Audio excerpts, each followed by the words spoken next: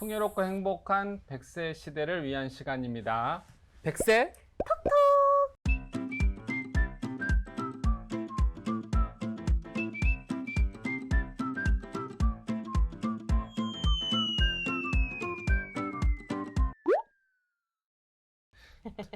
오늘 좀 이게 달라졌어요? 톡톡 이거잖아요, 아, 국장님. 제 마음 가는 대로 할 거예요. 박재영 아나운서, 네. 계란 한 판이 지금 얼마나 하는 줄 아세요? 계란 한 판은 제가 1인 가구라서 안 사 먹거든요. 계란 한 판이 몇 개나 돼요? 한 판이 30개 아닙니까? 아, 그렇구나. 잘하시는구나. 네. 저는 10구만 삽니다. 아, 네. 좀 물어봤는데 저도 답을 잘 몰라요. 근데 요즘 어쨌든 간에 네. 엄청나게 물가가 오르는 것 같아요. 그러니까 이게 진짜 월급 빼고 다 오르는 것 같아요, 국장님. 네. 제 어머니가 연금으로 생활을 하시는데 네. 거의 연금 그 내용은 아버님 이렇게 식재료, 음식에 거의 많이 쓰시는데 요즘 걱정이 이만저만이 아니십니다. 너무 올라와가지고. 맞아요. 네. 그래서 이제 오늘은 시니어들의 뭔가 이 자산 관리에 네. 대한 고민을 해결해 주실 분을 저희가 모셨거든요. 네, 네. KB 골든라이프 센터 장기용 일산센터장님 모셨습니다. 어서 오십시오. 반갑습니다. 안녕하십니까. 네. 저희 골든라이프 센터는 요즘 트렌드가 이제 은퇴나 노후 관련 관심이 굉장히 많으세요. 네. 근데 코로나 이후에 보면은 이제 비대면 서비스로 많이 진행을 그쵸. 하시거든요. 근데 유일하게 KB에서는 대면으로 네. 은퇴나 노후 이쪽에 관심 있는 고객이나 이쪽 세대에 맞는 고객들한테 서비스 제공하고요. 네. 그리고 저희 그 PB 경영한 10년 이상 된 자산관리 전문가들이 네. 은퇴 자산 자격증을 가지고 네. 개인 고객에 맞는 피팅 서비스를 제공을 좀 하고 있습니다. 아. 그러니까 주로 은퇴하신 시니어 분들께서 많이 예. 찾아주시는 것 같은데 은퇴를 앞두고도 있고 네. 은퇴를 하신 분도 전후로 계시고 해서? 은퇴 그렇습니다. 전후로 젊은 분도 많이 오세요. 그분들의 예. 가장 큰 고민은 뭔가요? 가장 큰 고민은 그런 것 같아요. 이제 퇴직 이후에 있는 자산을 기대 연명까지 평생 이걸 어떻게 현금을 정확히 좀 양호하게 만들어서 네. 평생을 쓸 수 있느냐, 여기에 대한 고민이 가장 큰 것 같아요. 아. 예. 적정한 투자와 적정한 수익률로 기대 연명까지 정확한 효과적인 자산을 좀 만들어가는 게 첫 번째고요. 퇴직 이후에 퇴직 연금 같은 거 있잖아요. 이런 게 네. 이제 퇴직 소득세를 한 30% 정도, 40% 절약할 수도 있고, 퇴직 후에 연금을 받은 연금 소득세에 관한 부분도 상당히 관심을 많이 갖고 있거든요. 이제 그런 네. 부분에 대한 절세 부분, 네. 이 두 부분에 대해서 상당히 관심도 많으시고 네. 상담도 많이 들어오고 계세요. 주로 그러면은 예. 남성 직장인 분에 은퇴하시는 분들이 많으시나요? 찾아오시는 분? 그렇죠. 남성분들이 대부분이신데 상담하시러 오시는 분들은 부부간에 같이 오시는 분들 아, 많으세요. 손잡고 오세요? 예, 같이 많이 오세요. 뭐 예전에는 장수가 예. 오복 중에 하나라고 그랬는데 요즘 지금 장수가 리스크인 것 같아요. 리스크. 그렇죠. 나는 예를 들어서 내 자산은 실제적으로 네. 80, 90 정도면 떨어져야 될 자산이고, 이때 말하자면 이제 기대면까지 생을 다하게 되는데 네. 의료기술도 많이 발전을 했죠. 네. 그리고 생활환경도 굉장히 좋아졌어요. 네. 오래 사는 거예요. 근데 아. 문제는 돈이 없어요. 음. 이렇게 되면 장수 리스크가 발생하는 거고, 음. 덧붙여 말씀드리자면 요즘 많이 느끼실 거예요. 네. 뭐가 있냐면 인플레, 변동성 리스크죠. 아, 내가 물가 이거를 오르는 거 예. 말씀하시는 거예요? 물가도 오르고 시장도 내가 원하는 방향으로 반대로 움직이는 거예요. 그럼 예를 들어서 내가 투자를 해놓잖아요. 네. 내가 투자를 해가지고 물가 상승률에 맞춰서 내 자산을 좀 올리게끔 하겠다고 했는데 오히려 방향이 거꾸로 가는 거예요. 내 자산을 주가 까먹는 떨어져. 거죠. 그렇죠. 노후 생활에 접어드는 세대들은 두 가지의 리스크가 직면하게 돼요. 왜냐하면 벌이가 없으니까. 첫째는 생활비 써야 되죠. 그죠? 네. 그리고 투자를 거꾸로 했으니까 생활비도 써야 되고 내 자산도 까먹는 떨어지게 거죠? 되고, 네. 이렇게 되면 두 배로 말하자면 체감 효과를 갖고 오는 거예요. 그래서 은퇴하신 분들의 투자에 대한 민감도는 일반 경제 생활을 하는 일반 직장인들이나 사업가의 민감도보다 네. 훨씬 큽니다. 네. 그러니까 이런 장수 리스크를 해결하기 위해서는 네네. 결국에 돈이 많아져야 되는 거잖아요. 많으면 돈을 좋죠. 예. 불릴 수 있는 방법이 중요할 것 네네네. 같은데 투자 네. 상품 어떤 것들이 있을까요? 이렇게 보시면 돼요. 투자 상품 같은 경우에는 일반적으로 아까 서두에 말씀드렸지만 네. 나한테 맞는 상품이 무엇냐라고 물어봐야 돼요. 네. 은행에 가시면 이렇게 합니다. 이렇게 자기의 고객의 투자 성향이나 아니면 경험 그리고 기대치, 수익률, 감내 수준 이런 걸 보셔가지고요. 성향을 한 5가지로 나눠요. 공격 네, 투자형부터 안전형까지 나누거든요. 난 이게 맞다. 그럼 요게만 투자하셔야 돼요. 뭔가 약간 MBTI가 요즘 유행이잖아요. 그렇죠, 그렇죠. 그런 그런 거예요, 그런 거예요. 네. 예, 완전 MBTI 그런 거예요. 네네. 예. 퇴직연금이라고 하시면 요즘 시장 트렌드가 많이 움직이잖아요. 네. 근데도 불구하고 전 TDF 같은 상품도 추천을 좀 음. 드려요. 타겟 데이트 펀드라 그래요. 2050. 예, 예. 2050, 2020. 혹시 그 사회자분께서는 퇴직을 몇 년 정도로 보고 계신가 앞으로?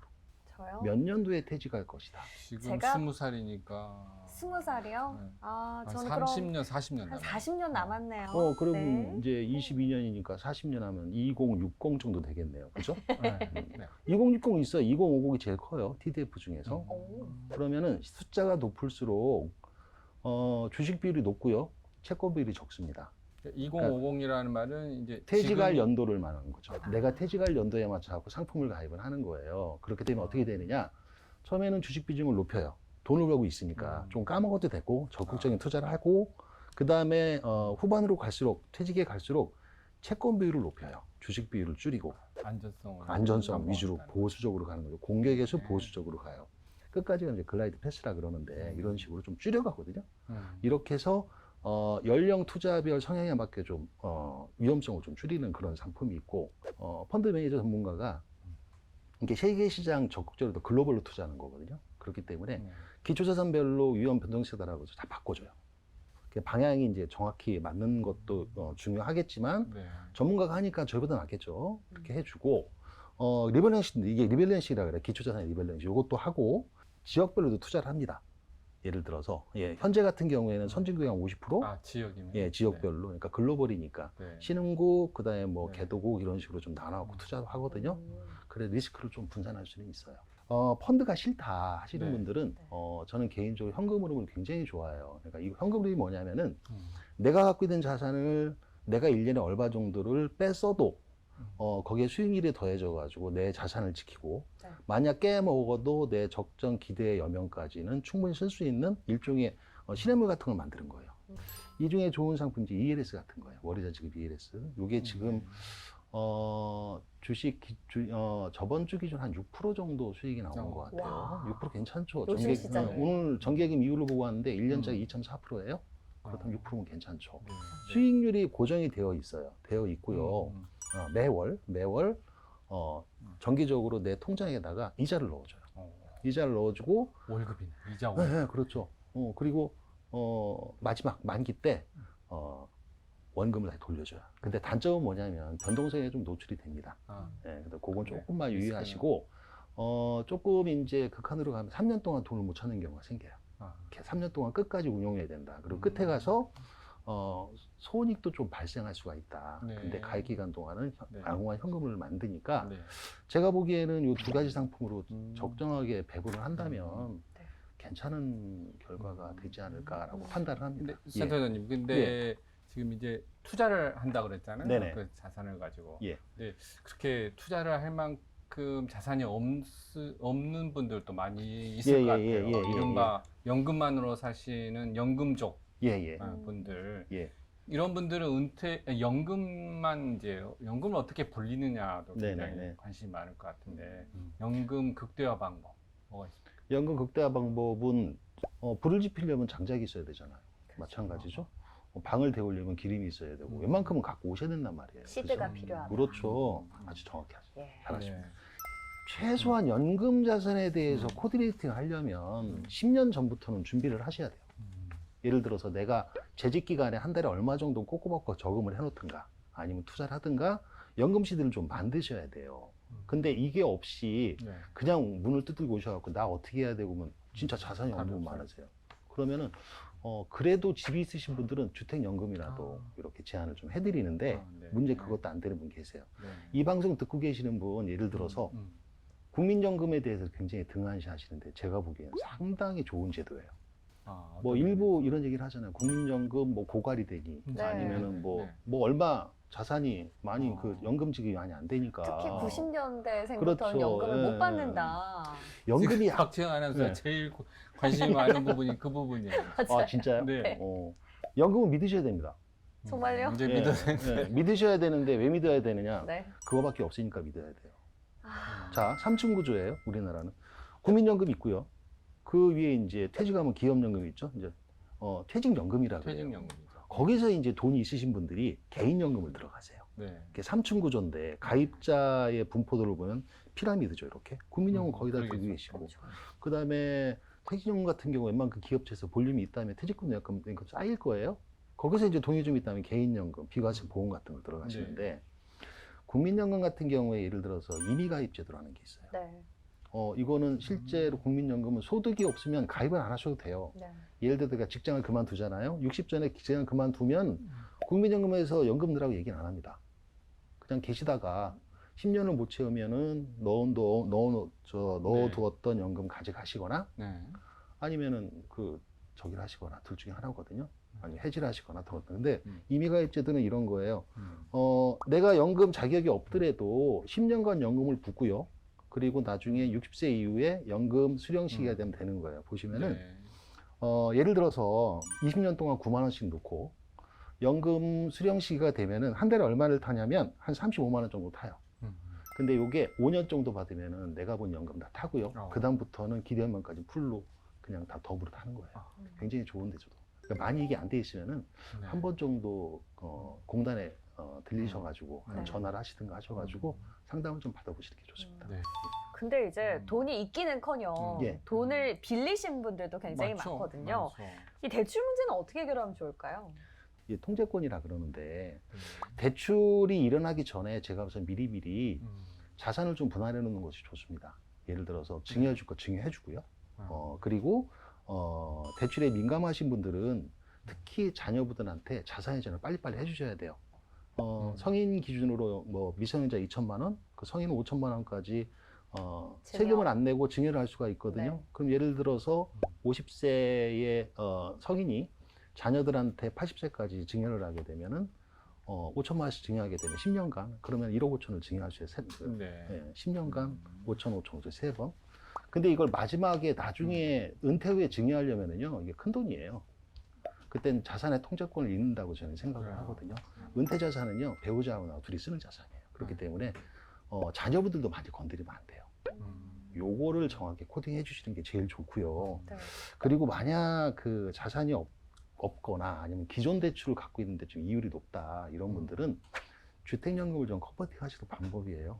주택연금 특히 이게 뭐냐면 이제 시가 9억이고 55세 이상이 되면은 주택연금 신청할 수 있습니다. 그러면은 전체 금액 중에 일부는 대출 가운데 쓰고요. 나머지 연금으로 수령하면서 이자 조금씩 내도 쓰실 수 있어요. 대출에 이자 내는 부분하고 내 집에서 연금이 나오는 부분하고 온도가 다르거든요.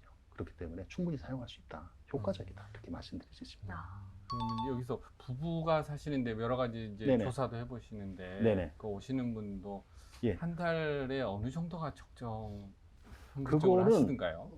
사람마다 다르겠지만 다 달라요. 네. 1,000만 원이 부족한 분도 계시고요. 200만 원을 쓰셔도 행복한 분 계세요. 근데 대부분이 어떻게 되냐면 이론으로 접근한다면은 보통 경제 활동 기간, 돈을 버는 기간의 생활비의 네. 70% 정도를 권해드려요. 내가 뭐 1,000만 원을 썼다 한 달에 그러면 한 700만 원으로 줄이는 거죠. 그리고 두 번째 중요한 건 고정 지수도 조금 줄이셔야 돼요. 뭐 정수기 비용 뭐 이런 거 있잖아. 10,000원, 2만 원짜리. 네. 그리고 뭐 넷플릭스 비용 이런 거 있죠. 그런 것도 줄일 땐 줄여야 된다 저는 생각을 해요. 네. 네, 그게 고정 지출은요. 줄이면 줄일수록 기쁨이 커집니다. 아. 이상하게. 급여가 상승하는 부분은 그렇게 크게 안 느껴져요. 근데 지출하는 부분이 있죠. 네. 내가 경제활동을 하고 재직을 하는 기간 우리 아들, 딸들이 학원 하나 더 다닌다. 그러면 이게 민감해지는 거예요. 네. 그래서 재직 기간에는 지출 부분에 대한 게 민감해지고요. 오히려 은퇴 노후 생활 후에는 어떤 게 민감해지냐면 소득 부분이 민감해져요. 지출은 딱 정해져 있어요. 사실 집사람하고 저하고 은퇴 노후 기간에는 쓰는 건 사실 딱 정해져 있거든요. 근데 예를 들어 내가 어디 취직을 해가지고 최저임금 한 1년에 2천만 원 정도 벌더라도 한 달에 200만 원 들어오잖아요. 내 생활이 확 좋아집니다. 그렇기 때문에 경제활동 기간에는 지출을 줄이고요. 네. 그리고 은퇴 기간에는 소득을 약간이라도 늘려라. 이런 것도 좀 조언을 드리고 싶습니다. 네, 여러 가지 이야기 해주셨는데 100세 시대의 시니어 자산 관리의 원칙. 네. 꼭 이것만은 네. 지켜야 된다. 네. 어떤 게 있습니까? 그 전문가가 상의해가지고 네. 양호한 현금 흐름을 꼭 만들어라는 거. 그리고 두 번째는 현금 흐름을 만들기 전에 본인의 투자 성향이나 아니면 적절한 투자에 대한 포트폴리오를 항상 꾸미라는 거. 그리고 갖고 있는 연금 자산 있잖아요. 여기에 네. 대한 정기적 점검을 꼭 하셔야 돼요. 예를 들어서 오래 했다고 이게 평생 가는 거 아니거든요. 주기적으로 점검을 꼭 하시고요. 제일 마지막에 말씀드렸던 거, 자산의 네. 통제권. 그러니까 이 자산은 오롯이 음. 나와 이제 나중에 자녀도 이제 출가를 할 거 아니에요. 그쵸. 독립을 하고 네. 나와 배우자를 위해 쓸 수 있는 그 자산의 통제권을 지키라는 거. 네. 이 정도만 지키시면 뭐 행복한 노후가 되지 않을까 생각을 합니다. 자, 오늘은요, 시니어 네. 자산 관리에 대해서 우리 장기용 센터장과 함께 이야기 나눴습니다. 오늘 귀한 말씀 고맙습니다. 네, 감사합니다. 즐거웠습니다. 감사합니다. 네. 보탬이 됐어요? 네. 저는 그냥 센터장님한테 바로 연락 드리려고요. 제 노후 때. 저게 집이 그 일산 센터거든요. 네. 집이 가까워서 아, 와이프하고 손잡고 당장 이번 주에 한번 가보려고 네. 합니다. 꼭 손 잡고 가셔야 돼요. 혼자 가시면 안 됩니다. 네, 알겠습니다. 자, 저희는 다음 이 시간에 더 알찬 정보로 돌아오도록 하겠습니다. 네. 100세 톡톡!